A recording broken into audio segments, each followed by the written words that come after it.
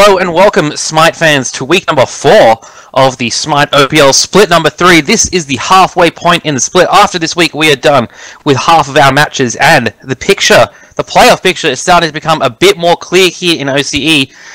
We've got Team Pandamonium at the top, Avant-Garde and Alpha Sydney following closely behind, and Legacy is elevating themselves into that 4th spot. First up, we have got Alpha City versus Team Pandamonium, and in a very special edition of the OPL broadcast, I am joined by a very special guest, a very tenured and experienced Smite player in the scene, the one, the only, Curtis Biggie Davidson. Biggie, how are you doing tonight? I'm ready, I think. Yeah? I'm looking forward to it, yeah. Yeah, good afternoon so far. The Western Bulldogs won. I know a lot of AFL fans are happy about that. Me, Swannies went down. Not great, but the real game's tomorrow with the NRL. But in terms of Smite, the real games are tonight. We're going to go ahead and get into picks and bans in just a second. And we're going to see Alpha City versus Team Pandamonium first up here. One of the few matches we haven't seen this split at all. Alpha Sydney, had some success against Avant-Garde and Team Legacy. They split with both of those teams and 2-0'd both Royalty and Corvidae. So we'll have to see how they do up against the top of the competition. I know Alpha Sydney's been looking forward to this one a lot. Wanted to prove themselves. Last split, they were kind of middle of the pack, but were never able to really take games off top teams. This split, they've come out a bit more energized. First bans coming through, Raven banned by Alpha Sydney and Terra banned by Team Pandamonium. So, Biggie, this Raven ban first up, that's just pretty much taken away from Kiki Amiyo's God Pool. Yeah, I think it's pretty obvious that Kiki's sort of like adjusting to the roles most confident on Raven, just to get that lane pressure. So while he's learning all the matchups, etc., I think it's played it probably like 3 or 4 times already. So just a direct ban, just to put him a bit out of his comfort zone, and maybe a bit of an indicator that they're going to focus that lane, but we'll have to see. Alrighty, next bands coming through are Freya from Alpha Sydney and Raijin from Team Pandemonium. So something that they themselves hasn't played too often, but Alpha Sydney has picked up when they can. Jingwei now picked up here by Alpha Sydney, something they've played a lot of and had a lot of success with. And they've played it, I believe, in the mid lane and in the duo lane. So a very versatile pick first up here from Alpha Sydney. Ratatoska and Vulcan picked up here by the Pandas. Yeah, I think this is just a standard meta pretty much so far. Like all those bans, pretty standard bans. The Jingwei's a good pick for Alpha, and it also takes it away from Maxon, who I know has been playing it quite a bit. Alrighty, Susano and Kronos picked up. So the Ratatoska picked up before Susano. Now, Susano's been played a little bit more, but got a little bit of a less win percentage compared to the Ratatoska. Kronos is a favorite of Swifties, so that's going to be a Kronos mid Jingwei ADC. And Cupid now picked up for the first time in the OPL. A lot of reworks coming through on Cupid. Do you see him really coming back into the meta, Biggie? Or do you think this has changed, made him too OP? I'm honestly not that overwhelmed by the buffs. I think, picks like Jingwei and Neith are still a higher priority, along with your magical hunters in Kronos, Sol, Freya. I'm just not really sure where he stands still. I don't think it was that significant.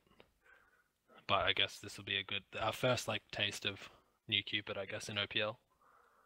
All right, next few bans coming through, Erlang Shen and Bologna take away by Team Pandemonium, so cutting down on KO's God Pool, and obviously take away things like Kikimiyo hasn't played yet this split. I don't believe he's played either of those gods. Sylvanas and Sobek, so taking away from Richard Castle as well, so the brothers Gallagher having their God Pools reduced here. For Mana, going to be picked up here for Team Pandemonium. So do you think that's just something for Kiki to have easy lane pressure with, or something that can clear well with?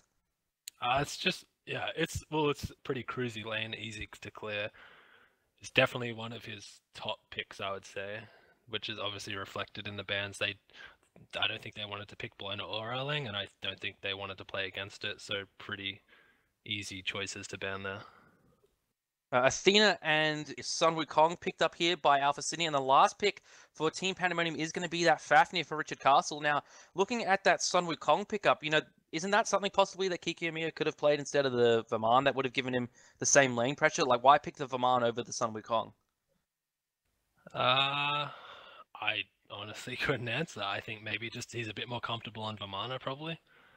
That's all I could say. I think they're pretty similar gods in the fact that, you kind of walk in, you front line, you slow, you CC, and then you bait a lot and use your ult to kind of live. So I would say maybe they're just feeling the Vermana a bit more.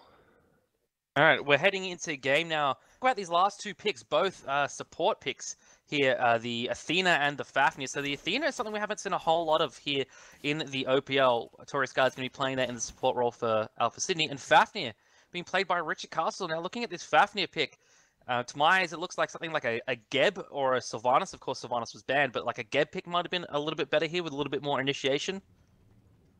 Yeah, it's a bit awkward. I think the Cupid and the Fafnir combination is kind of easily countered by something simple as like a Heavenly. I think they're going to find it very hard to lock down like Jingwei Kronos with their CC. And Athena is something that we haven't really seen too much of here in the OPL. Last split, one of the top picks for most of the split, fell off a little bit towards the later stages. Why do you think Athena's fallen out of favor so much? I think just the meta switched to like a really aggressive meta. It was kind of Sobek Bacchus. Now then it switched to that kind of utility Fafnir Terra, and at the moment it's very much a Terra meta. I think Athena, Jigs was someone that said that Athena works when people forget how to play against her, and maybe the meta's switching a bit. People aren't as familiar around Athena, so she might just start to slip in a bit more and then become a top pick again. Alrighty, pretty standard starts from teams here. No one's taken any backcamps as of yet. Slicey going in a bit aggressively there onto Achita. Rowe taking a little bit of damage here, under 25% HP, but managing to get himself okay. Right-hand side mid-camps, I believe, fell to Team Pandamonium and the Fire Creeps as well. Rowe and Achita looking to set up on the left-hand side mid-camps, but Swifty and Slicey hiding around the corner. I think this favors the Alpha Sydney duo, but the fact that Swifty's still level 2 probably worries me a bit, so I think they probably just need to give these ones up, especially with that turret placement, just taking a lot of poke. Yeah, Slicey already around about 25% HP. Achita and Rowe are going to be able to secure those ones, but Slicey and Swifty going to get a bit of the wave pressure back here in the face of Team Pandemonium. Achita, though, getting out another nicely placed turret to keep Swifty and Slicey away from doing too much poke damage. Yeah, looks like Kiki's being a bit pressured in the solo lane. Do you really expect that out of a Sun Wukong Vimana this early in the game, or is that a little bit of a surprise? Oh, I usually play on the other side of the map, to be honest, Cheesy, so you're gonna have to go with your own knowledge there, but right. I think that's pretty standard. Alrighty, Kikimio getting some wave clear down now. KO as well, though, with the Bluestone Sun Wukong.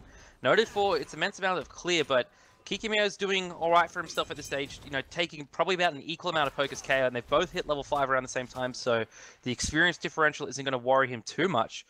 We could see a rotation here by Rana and Tori Skies to these back left-hand side camps. Usually we see the jungle and mid rotate to those, but in this case, Slicey's gone for an early invade onto Team Pandemonium's right-hand side back camps and taking them away, and now headed over towards the solo lane. Yeah, it'd be interesting to see where the junglers go from here. I think they both have reasonably scary level 5, but the Ranatoska's probably scarier. Just that ability to pretty much gank from anywhere on the map. Alrighty, mid lane, again, we see the mid jungle is both level 5. Usually see the supports start to rotate a little bit after this point, and that's when the big fights really start coming out. And that's where Pandas really strive, is in that 3v3 kind of fight. Their support jungle mid combo is one of the most successful in OCE SMITE. And back when you were playing on this squad, you guys were pretty much undefeated when you three managed to rotate and link up. Yeah, definitely. I think obviously Richard's a bit different style player of mine, but compared to me, but definitely a very scary 3v3 combo there.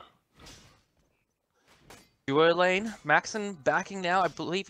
So the start he's gone here is Toll Boots rather than something like a Transcendence. Now, usually with Cupids, we do see the Transcendence coming out just because he does a lot of ability power. Why do you think Maxon's gone for this Death Toll Boots route? I mean, other than maybe he's a bit fearful of being ganked by the Athena, I can't really answer that. Maybe it's just personal preference. Maybe he'll head towards the Transcendent secondary. A lot of people look for that rather than rushing the Transcendence.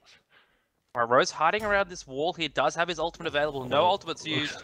It's like on the left-hand side, though, Rana Brana getting soloed out here by Max, and the Athena ultimate being channeled here. It's good turn. But now Tori Skies going in, taunts him into the shield wall and picks him up with a basic attack. Maxon falls down. First blood to Alpha City. Ro, though, going up into the sky, looking for a return kill here, but there's no one in the lane. He's overshot his mark. He's looking for Rana Brana, but Rana escapes with the help of Tori Skies there, so a clean first blood and escape for Alpha Sydney. Yeah, I mean, that was well played by Rana, but also an obvious, as Kiki goes down in solo, just well played by Rana there. He knew that if he hit in the minions, it's kind of the weakness of Cupid. Once your heart bombs down, you don't really have any, and your ult, you don't really have anything in your kit to kind of box with, especially if your opponent decides to stay in the minion wave, and that's obviously the strength of Athena, the counter.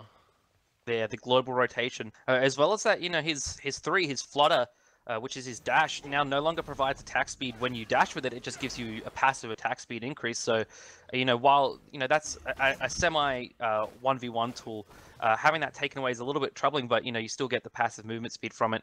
Jingwei though, is kind of one of the more noted 1v1 gods because she's got that inbuilt crit into her explosive bolts. She's got so many steroids with her 1 and her 3 as well, and she's got a lot of escapability. So, it's pretty easy to see why this is one of Rana's favorite gods. He is an ADC that likes to 1v1. He's definitely an aggressive player. I've played with, obviously not on a team, but I've played, around like ranked, etc. And I played against him. Definitely an aggressive player. So he'll look to push his advantage as much as he can. Alright, Richard Castle's rotated in now, gets the stun down onto Rana, but they're looking to fight under the tier 1 star at this stage. Neither him nor Maxon strong enough yet to tank that tower and look for a kill here, even though Tori Skies does have his ultimate still down for another couple of seconds. Kiki Mio in the solo lane, Athena ultimate being channeled onto KO, Slicey and KO diving under the tower. Tori Skies is here as well, taunts Kiki Mio in. No chance for the Vermont to live, and 3-0 lead for Alpha Sydney. Team Pandamonium, though, in the meantime, starting up this Gold Fury, and they take it pretty easily there with the Hog. Pretty standard play there, ganking the solo lane. We take the Gold Fury. Should trade out with the speed buff, and then they have the rest of their jungle to farm, so a pretty even trade in the end. Alpha will probably still keep the lead once they farm their own jungle. Well, if we take a look at the graphs, they're ahead in terms of experience gold, pretty much level, but as you mentioned, a lot of a lead's going to be built up here when they take their own speed and blue buff here. So overall, a good play there from Alpha Sydney. The correct response from Team Pandemonium, no doubt, but still, giving up another kill in the solo lane is not a great start. Yeah, Alpha pretty much played that as well as they could. They had perfect warding across the map. It's just, that's the thing, if you're going to send 3 people to solo against a player like Ro, he's going to make that call. And especially with the Hog, it's pretty free. There's not really much potential for Jingwei or Cronus to even push in, let alone steal against a Hog. Peter used his Earthshaker there. He was looking for, I believe, Slicer, who was just under the mid-tier 1 tower and a bit low off the mark. So Alpha City's going to know that that big ultimate is down. So there is a possibility for them to look for an engage here very shortly, although a lot of their own ultimates are down in the meantime. But looking at the graphs now, Team Pandemonium's actually clawed their way a bit back here. The experience difference is more in their, heading more towards their side. Goal difference still about even. So even though Alpha City took a lot of their own jungle as well as the speed buff from Team Pandemonium, Pandas have taken these mid camps and convert and kind of keeping the experience level. Yeah, I think though the longer the game goes and if the game stays even, that's heavily in Alpha Sydney's favor. With the Jingwei, the Chronos, the Athena, it's that constant reinitiation with the constant DPS is a lot scarier to me. Like if I'm looking at that, obviously you've got the Vulcan damage late, but the Cupid I don't think matches up anywhere close to a Jingwei or a Chronos. Both solo laners using the ultimates and both junglers rotating over to the solo lane as well. But Ro and Slicey not wanting to commit just yet. Kikimiri has got more health than KO, but less mana, so we'll have to see who engages first here. Slicey has shown his face in lane, so Team Pandemonium know he's here. Ro is here as well. I guess they're just here to do a little bit of farm. Taking a look again, you were talking a bit about Alpha City's team comp. It seems like it's going to be very difficult to lock any of their damage down. Like the Jingwei, she's got her fantastic airstrike ultimate to get out. You've got the rewind from Cronus, and as well as that, you've got damage mitigation coming through from an Athena ult, and the amount of CC that Susano can provide, and the disrupt coming through from a Sun Wukong as well. It's going to be, very difficult for Team Pandemonium to lock down a kill. Yeah, I mean, it's kind of, past the point where you can pick the Athena, especially with the reinforced creeps now.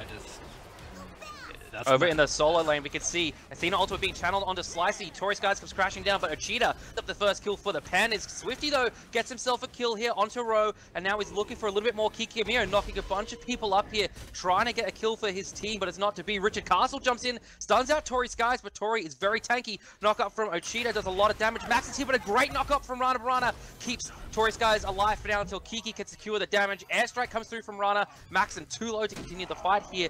So a 3-for-1 trade for Team Pandamonium, and a little bit kind of what they need, a little bit of confidence and momentum heading into this next stage of the game. Yeah, I think the right call as well there. They maybe could have made a call to push mid, but with the minion wave pretty much dead, and the Susano already respawning, it's the right call just to reset, you know, take the good trade. And just keep looking for more trades like that. Right, we hit 10 minutes in the game, 4-3 read the score. For Sydney ahead by 1 kill. In terms of the graphs though, pretty much even no distinct lead on either side yet. I'll take a look at player damage quickly. You know, as expected, KO's leading at the top there with 6,500 on the Sun Wukong. This is really kind of the stage of the game where he really shines. He's very difficult to kill at the moment. He's got his Breastplate of Valor online as well, so he's got a lot of cooldowns coming through. And, you know, his Magic Cudgel with the Bluestone is going to be doing a lot of damage to both minions and to his lane opponent. Yeah, definitely. I mean, like we harped on before, like, the longer this game goes, as long as Alpha keep it even, you know, they're in the driving seat. And especially as, again, like, with their comp, like, how are you going to pick any one of those gods? Yeah. To kick off a team fight. So I'm looking at this Cupid now. He's retreating here in the left lane. Tori Sky's looking for a taunt. Mid lane Slicey takes a lot of damage as well, but manages to get out safely with the help of Swifty. But as I was about to say, looking at this Cupid, you know, we've seen a lot of changes, and a lot of people were thinking, you know, Cupid's OP now. His Heart Bomb can clear the entire wave and everything like that. But really, you know, he's just seems like the same old Cupid, really. I haven't seen too much out of him that's really been overpowered. He just seems to be at kind of the same level as what he was before. Yeah, it looks like, well, there we go, there's the pick on Tori. Obviously they still have the damage to do that. This should be a gold Fury here. It was a lot poured into him. It was basically took 4 people to take him down, but it's giving him a good opportunity at this Gold Fury because Alpha City can only commit 4 people to it, and Kikimiro can stay on the solo side of things, take down that tower possibly, or if KO goes to stop him, it could be a bad team fight. Slicey takes a lot of damage. Row dashes through. Down comes the Typhoon ultimate though after Slicey has moved on. Swifty and Rana are forced to back away here, and Team Pandamonium go for the Gold Fury. I don't like that play from Slicey. I think the strength of an Athena is that, like, of course you don't want to get picked, but you kind of can afford to get picked in the sense that Panda had reset the Gold Fury. They were kind of hesitant to start it. If Slicey just had kept his positioning and kind of just baited them a bit more, Tori's death time was only 25 seconds. He definitely could have bought enough time, you know, to force him into that kind of hesitant decision making, and then, you know, buy himself enough time for the Athena ult to come through and kind of negate that Gold Fury play. But, you know, he played a bit aggressively. I'm not sure why, and it kind of cost his team there another pick and a Gold Fury. And now we see kind of our first big lead of the game. 2,800 experience, 2,400 gold in favor of Team Pandamonium, but really not enough. You know, we've talked at length about the late game coming out of Alpha City's team comp. But what's the positive side of this for Team Pandamonium is this is a lead they can build on. And, you know, more often when Team Pandamonium get a lead, it's something they hold on to, and it's very difficult to take the lead away from Team Pandamonium, especially within the OCE scene. Yeah, I think Pandas are still, like, it's still iffy for me. They need to make some aggressive calls now. Like, they need to look for picks and then start to get some towers and just really snowball this lead. So where would you like to see them make these picks, or like what tower or lane would you like to see them push? Obviously the solo lane's about to go down, so I pretty much tell my solo laner to knock that down first, and then I think mid. Alright, well, speaking of the mid lanes, fight breaking out here. Row, the Typhoon ultimate, 3 ultimates already used on the side of Team Pandamonium. KO's here, Tiger Stun into Richard Castle's Dragon. He's taking a lot of poke here. Slicey gets some damage down, pulls him back here, but Ochita's here to deal some damage and keep his teammates safe. Athena ultimate channeled and used onto KO here, so a lot done for very little result here in this fight, but you know, you'd think that Alpha City is a bit of an advantage here with that huge Vulcan ultimate being down. Rana in the jungle by his lonesome, but going to head back towards lane here. Solo side of things, Kiki and Kay are fighting, but not much coming of it. Or Kiki took the tower, so I think Pandas will be happy with that. You know, they traded out a few abilities and ults in mid for a tower. I think they're happy with that, but I think Pandas need to play aggressively now. They need Richard to initiate and just force the collapse on him, and then that's where you're going to get the most value out of your Vulcan ult. If you've got Alpha Sydney, if you bait them into defending that tower and then turning on Richard as if he dives, and they make it look like he's being a bit stupid and just like get the big Vulcan ult, I think that's the strength of their comp, is kind of Richard baiting for that big ult. Kiki Amiyo is overtaking KO in terms of damage. Both of them around 8,000. The next highest after them is Slicey on 4,400. So the solo lane is really dominating as Kiki Amiyo in the big baby ultimate trying to get KO. But KO just manages to get into the somersault cloud before Kiki Amiyo can do the damage. The Colossal Fury is down and Slicey gonna head back towards the mid lane. So a bit of another ability trade there between the solo laners. You know, Kiki Amiyo seeming to be a bit more confident than what he was in the early game after he got picked a couple times. Yeah. He's pressuring his lane, but I don't think they're going to gain anything from this. I think if you look at the warding, you know, I don't like Kiki and Maxon have both placed one ward. I think this is where they need to, you know, they've got the 3k gold lead. They need to be pressuring towers, and someone needs to be making that call, and it's obviously not being made. Alrighty, 15.5 minutes in, 5-4 reads the scoreline. Still, no significant action really taking place in the last couple of minutes. Everyone seems to be just kind of holding their breath and waiting for someone else to kick things off. And on the side of Alpha Sydney, they've got a lot of initiation. They've got the Athena. You know, you could even use the Susano to initiate a couple times or to bait out a couple of things. On the side of Team Pandamonium, though, you're really kind of, as you mentioned, you're looking for the bait coming through from the Fafnir. But in terms of just raw initiation, your best kind of tool, I suppose, is the Ratatoskr ultimate. Yeah, definitely for initiation there. Alrighty. Looking towards the duo side of things, Maxon forcing Rana Brana to take the long route down onto his tower. Maxon actually hasn't done very much tower damage at all here to his duo lane tower, even with minion help. The duo lane's been pretty quiet since we saw that gank earlier in the game. You know, not really much to talk about with the Cupid changes. Haven't really noticed too much significant with them. The Jingwei as well has been doing what she's been needing to do. We're just waiting to get to that late stage of the game where she could just be critting every second shot and chunking people down. Yeah, it looks like you may have that mid siege here, and Maxon's rotating. Gold Fury spawning as well. I think Pandas need to ward up now and just pressure that. It looks like they're going to.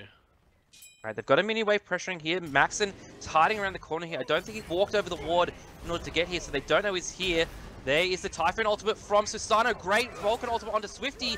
Does have his rewind available, but Ro chooses to go for Slicey instead and doesn't get the kill onto the Chronos. Rana is pressuring the left-hand side. KO's teleporting in, so Pandas might get this tower, but they might lose a couple in return. Kiki Amiyo should fall down here. He's in the Colossal Fury, but Alpha Sydney leave him by. Mid-tier 1 tower is traded out for the left-hand side tier 1 tower. No kills at all, though, by either team. Could be a Gold Fury call here for Pandas. Doesn't look like they're going to look for it.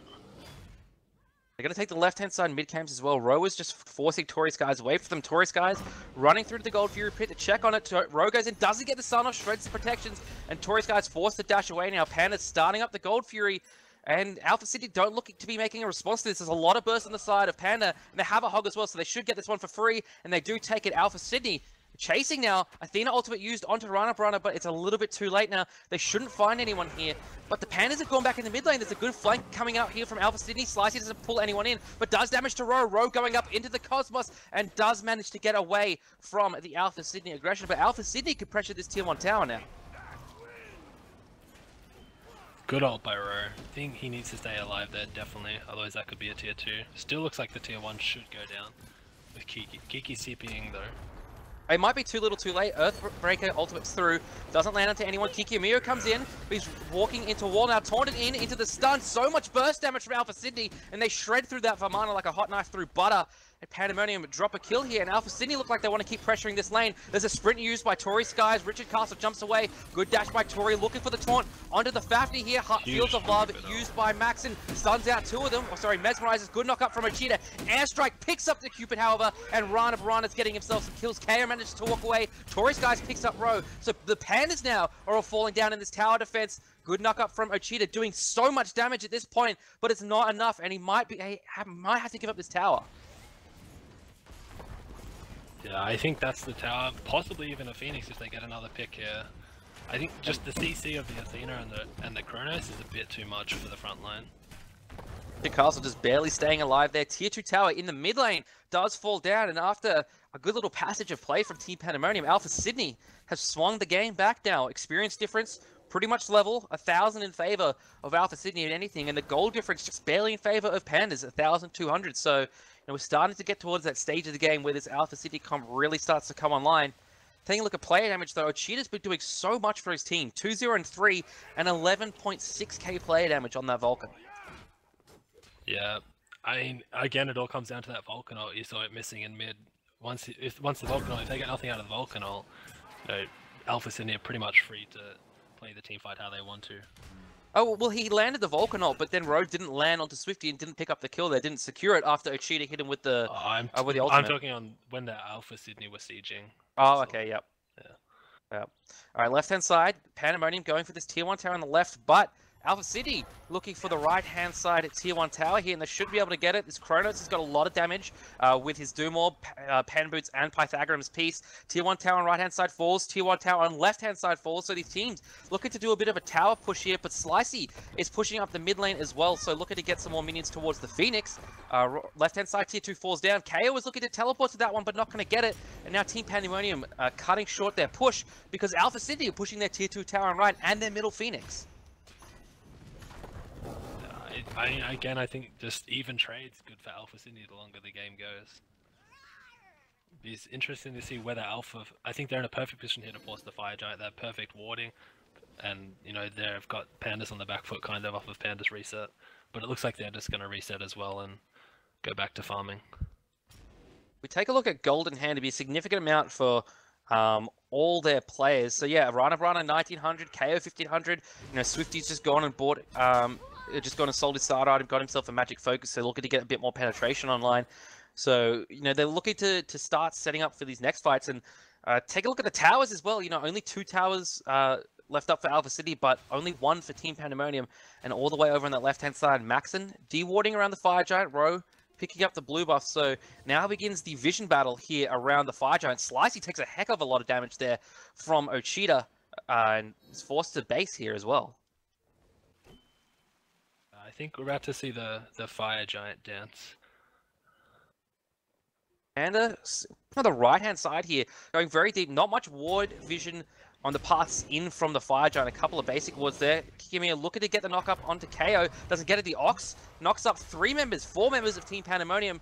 And now I think we're going to see an Alpha City engage. Tory Skies is channeling that dash, just waiting for an opportunity to go in. Goes in, looks for Kikimiya, gets in there. A lot of damage. Fields of Love come down, and messes 2 there. In comes the Earthshaker, hits Rana, who's very low, but Row doesn't secure the kill onto the Jingwei, and now he's taken very low. KO can't get into his ultimate before he's taken down by the Pandas. Slicey going away, dashes back in with that jet stream, and now Team Pandemonium looking to pressure this Tier 2 tower on the right-hand side. Tory Skies, though, standing in front of the tower, looking for an opportunity to engage here. Not going to find it. Kikimiya is so deep in the backline here in the Colossal Fury, but Alpha Sydney just can't take him down. Tier 2 tower falls to Team Pandemonium. This should be a Fire Giant. With the Susanna ult down, I think there's not much potential here for a steal, but it looks like they're just going to reset for some reason. Yeah, so, a member down on Alpha Sydney, KO for another 20 seconds.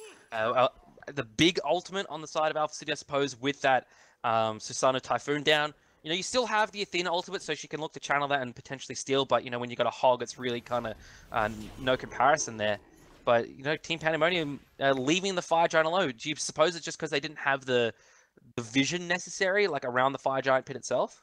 I think that, along with the fact that, they had no ultimates on the board, and Alpha still had 3. They had the Athena, the Jingwei, and the Kronos, so I think Alpha could have probably put up a bit of a fight, especially with that trio. The front line and the double Hunter. It would have been a risky play. All right, taking a look at Slicey's build here on the Susano, he's got a lot of damage here. He's got the Jotun's Wrath, a Transcendence, and a Brawler's Beat Stick. No defense. You know, usually we see like a Void Shield or something of that ilk, but you know, Void Shield has been. Oh my goodness! Runner stole the Gold Fury and took Ro's life along with it. Dashing now after a cheater. A cheater uses Backfire to get out of the way and places his turret very cunningly to get himself out there. But a key pick there for Alpha Sydney. That's the hog down on the side of Team Pandemonium, and they get the Gold Fury along with it.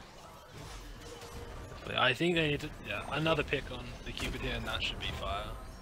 There's an ultimate from a cheater, doesn't land. Fields of Love does mesmerize out 4 members of Alpha Sydney, but it's not going to be enough to really stop the aggression coming through from Alpha Sydney. And as he just said, they're just looking straight towards that fire giant now. Should be able to get it. They've got the vision. They've got pretty much perfect vision around it. The only place they don't have vision is pretty much their own blue buff, but leading into the fire giant itself, they've got what they need to. KO slowing down Richard Castle and Kiki Amir from getting in here. Kiki looking to come in and steal it, but a good stun from Swifty should secure this. Alpha Sydney secure themselves the fire giant, and now they're looking to get a pick onto Kiki Amir. There's the Colossal Fury trying to keep himself alive, but the amount of damage coming through from Alpha Sydney is immense. Rana Brana with the airstrike and a couple of basic attacks secures the kill onto Kiki Amir, and now they're looking to pressure down this right-hand side. No towers here to defend. It's only a Phoenix. Richard Castle misses the stun as Rana Brana's looking for a cheater, gets chunked down a bit there, but he should be fine. He's got a lot of frontline here for him. A shell is popped, and now they're looking for the Phoenix. They should be able to get this one really easily with a Jingwei and Kronos, and it's already 50% HP. It is already down. Alpha Sydney take their first Phoenix of the game.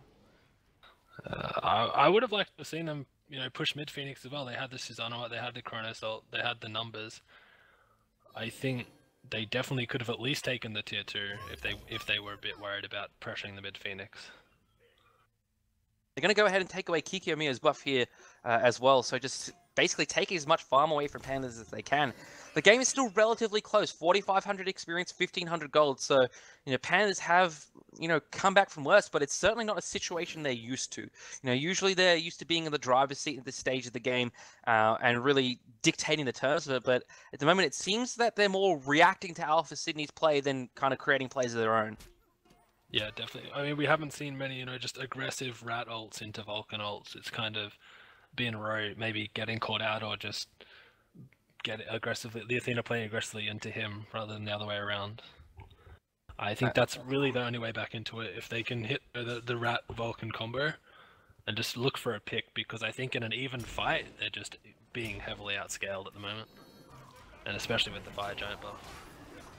Alpha Sydney looking for initiation here on the left-hand side. Slicey takes some damage, but Kiki Omiyo bursted here. He's still alive thanks to the Colossal Fury ultimate. Richard Castle going into the Draconic form. Stuns out KO under the tower, but it's not going to do too much here to the Sun Wukong. Heart Bomb is popped as well. Vulcan ultimate still on the table. There's the ultimate from Ro. There's the Earthshaker, but everyone was either Aegis or safe. Swifty falls down, but Rana Barana gets 1. Rana Barana gets 2 here now as Kiki Omiyo and Ro fall down. Tori Sky's stunned out, dashes in taunts onto the Cupid. There's the Purification burn as well. KO focusing the Cupid. The tier 2 tower falls down, and now Alpha City still on the aggression. Their Kronos is down, but they have the tower damage they need with the Jingwei. Heart Bomb down onto the Jingwei, but it just stuns him out for a moment. Titan under attack by Team Pandamonium as Alpha Sydney looking to re-engage here. Tori Skies doesn't get much off the dash taunt here. Slicey doesn't hit anyone with the Jetstream, and Alpha Sydney looking to push into this left-hand side Phoenix. I think Pandas had the right idea there. They played it well, but I just, apart from the fact that Kiki being caught out right at the start of that fight, meant that when they did eventually force the fight, he was just poked out and, you know, it was a free pick. Left-hand side Phoenix falls down. 2 sideline Phoenixes down for Team Pandemonium. Not very confident stuff heading into the 28-minute mark. 8,000 experience, 4,700 gold now. Alpha City steadily building up this lead to a point where it's getting really difficult for Pandas to even fight into them. You know, they got the Vulcan ult down there and managed to pick off the Kronos, but it's hard to say that when a Vulcan ultimate lands and you get a kill off of it, it didn't do enough, but it really just didn't do enough there. You know, Rana Brana stayed alive, it hit KO, but it didn't do enough to him as you would need it to do. The Slicey stayed alive and was able to interrupt. Tori's guys got some good taunts off, and, you know, Pandas just really couldn't secure much more damage off the back of it. I want to take a look at player damage here and see where this Cupid is currently standing, and, you know, he's just above the Ratatoska at the moment, 11k damage at 28 minutes in. Yeah, I mean, the damage shows, you know, Vulcan 26k, 27k now, and the Susanoo, you know, second and 15k. If Pandas are going to get back in this game and then maybe win this game, it's going to be heavily on the back of a cheater on the Vulcan. And, you know, we've seen that before with Team Pandamonium. Just like look at Split One Land. One Janus Knight basically won in that series, won them that game number 5. So he's certainly capable of it. It just, you know, it's probably a little bit harder to do with a Vulcan than with a Janus. Gold Fury startup by Alpha Sydney here. Should be able to take this one easily. And Slicey there, you know, didn't have his hog up. I was going to say very smart of him very good discipline to hold the hog for the next Fire Giant, but didn't have enough. But I'm just going to give him the benefit of the doubt and say he would have held it there. No real reason to use that hog at all in that situation. You know, as it was pretty free. Right-hand side Phoenix has respawned for Team Pandamonium here. So they're going to have a couple more fire waves, but then the pressure will start to ease off a little bit in that lane. Alpha Sydney already setting up for this next Fire Giant. Only 10 seconds left until that one respawns. I think if Alpha Sydney take this one, then it's pretty much game over. Yeah, I mean, they're just going through the motions right now. They should see this Fire Giant. It's going to take a big play again, probably from a cheater, or maybe Dro with the hog to steal this one, but that's kind of Panda's only chance at getting back in this game. Alright, Fire Giant was started up there by Alpha City, but they dropped off when Pandas poked their noses in. Here, Mio pushing out Fire Waves on the left-hand side just to give his team a bit more breathing room. Does have his teleport available if a fight does break out. Ro up into the sky now, looking to get an ultimate off. Fields of Love lands down, but doesn't hit anyone. Ro looking for Swifty here. Richard Castle goes up into his ultimate, but he's starting to take a lot of damage here. Kikimio teleporting in, and now they're looking for KO off the back of this, but Pandas are very split up here. Richard Castle takes a lot of damage. Earthshaker comes through, but does no damage. Slicey picks up the Fafnir. Richard Castle is down. A knock up there from Ochita stops Tory Skies from going after Ro, but Alpha Sydney, lots of damage. Rana Barana, a kill onto Maxon, and now Slicey looking for Ochita here. Ochita knocks him up, knocks him away. Athena ultimate comes through in the mid lane. Kiki Amio desperately holding 1v4, but he's not going to be able to do it all by himself here. Middle Phoenix is the target here from Alpha Sydney. Ro trying to do what he can. Slicey over on the right-hand side lane as well, pushing up waves while he's very low. Middle Phoenix being damaged now by Rana Barana, already 50% HP. He should get this one. Good Tiger Stun from KO, and a good knock-up from Rana Barana, but Ro picks up Swifty, gets a good stun down there with his Mantle of Discord. Actually, no, that was with his Hand of the Gods. Middle Phoenix stays alive there in large part thanks to this disruption coming through from Machida and Ro. I think Swifty, you know, dove too hard. You know, he'd forced the Vamana out, kind of got med baited. And then Kiki almost turned on him apart from the nice Aegis. But I think the right call there is just, you know, force him out and then turn on the Phoenix. And then reset off of that. But, you know, a bit of greed and a nice play, well played by Kiki there. It looks like Pandas want to ward around this Gold Fury. Don't really have the damage at this stage to steal it before Alpha Sydney can get back. We can see Alpha Sydney already back around there. But Pandas just want to get a bit of an idea of when Alpha Sydney is going to start that one up. I believe there's one more fire wave, or maybe two more coming through on the left-hand side. Two more fire waves. On the right-hand side, just back to normal minions. So Kikimi are going to go ahead again, clear out these waves, just give his team a little bit more breathing room in terms of that Phoenix. Not really have to worry about a lot of minions doing damage to the Titan or taking that Phoenix down. Richard Castle might get caught out here, slowed by KO, but a good knock-up from Ochita keeps him alive for now. Slicey looking to come through and get a pick, but Ochita with that turret and some basic attacks, keeping the Susano away from himself. But look at this vision around the Fire Giant pit from Alpha City, controlling pretty much every single lane into that objective. Yeah, I mean, I don't know how, but I guess after that last team fight, you know, Pandas are pretty much in the best vision they could be. They've got all their Phoenixes up. They obviously haven't got any vision. They've got some defensive vision, so they can kind of stand around and like play passively, safely on their own vision. But I think this next team fight should decide the game. They just need to be aware of getting picked and try and just move their warding up the map a bit. Try and gain some vision and then look for a pick themselves. So in terms of Panda's game plan, you were saying that, you know, one of the methods they could use to win a team fight was get the Fafnir to bait a lot and then get something off the back of that. But Richard Castle hasn't been really doing that. He's only died once, and that was in that last team fight. But before then, he, you know, had been more kind of peeling for his team rather than initiating, which is something we don't really usually see from Richard. Usually he's very aggressive, both in lane and in terms of team fights. Yeah, I mean, I don't think one death is probably not like a reflection of how he's been playing that, but I just think this comp-wise, it's really hard for him to kind of play both roles, you know, the initiator and the peeler. All right, here we see Fields of Love and Draconic Form used. Earthshaker doesn't hit anyone there. KO goes up into his ultimate. Maxon's already half HP. Good knock up there from Slicey. Maxon should fall down here in just a second. Pulled in by Slicey. KO's looking to do damage, and Swifty gets himself a kill there with the time ref. Kikimiya doing lots of damage to Rana, but Rana with their airstrike goes in. Slicey very low here. Ro picks up the kill. Swifty's got himself a double kill now. Swifty's got himself a triple kill, and looking for another one onto Richard Castle. Ro over on the right-hand side, just trying to keep Alpha Sydney away from the Fire Giant, away from his Phoenixes as long as possible. Choice Skies and KO really chasing hard here. They should really be turning around, linking up with Rana Brana and pressuring these Phoenixes. Swifty eventually gets to the delayed Quadra when he takes down Richard Castle, so he took every single member of Team Pandamonium down in that fight, bar Ro, and now Alpha Sydney looking to pressure up this right-hand side. Well, this should be game. I think this, yeah. Once Athena shows up or his Wukong, they should get this Phoenix and then end the game. They don't need the Fire Giant. It's well played team fight by Swifty.